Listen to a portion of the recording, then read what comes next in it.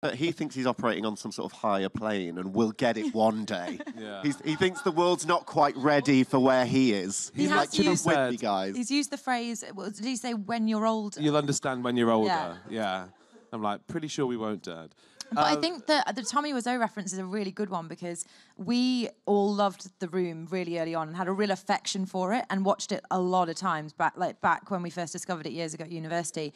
And I think that kind of culty thing is what maybe people like about Rocky's writing. Like all those internal references, like in The Room, you know, the framed picture of the spoons. Like people love those little things. So I think because as much as we love to tear it apart, he has created a world that you kind of want to know what happens to people, which is fucking bonkers because nothing happens to anybody.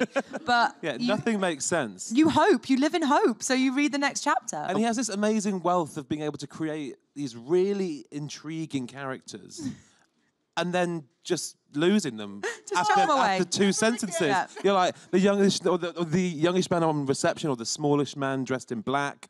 They're there for a whole chapter at the most. Or you think you know who they are, Bella, and then they become Donna, and then they go back to Bella again. Yeah, he forgets character names. He forgets what he's called a character. Which is why it's important to remember. Does he forget? That's the big question. Is that not part of Rocky's genius, potentially? Well...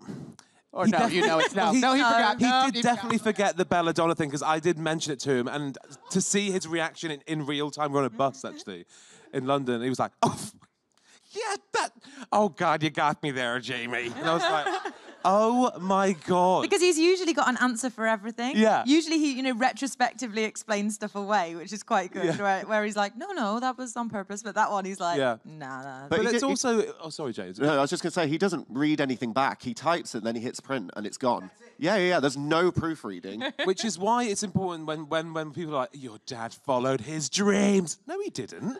He sat in the garden shed and wrote porn. That's no one's dream. Is that bit true as well? It was on the Wikipedia that your mum wouldn't let him write it in the house. Well, she's banned it from the house just for her own sanity, I think. Okay. He has to write in the pavilion, which he calls the garden shed. Pavilion.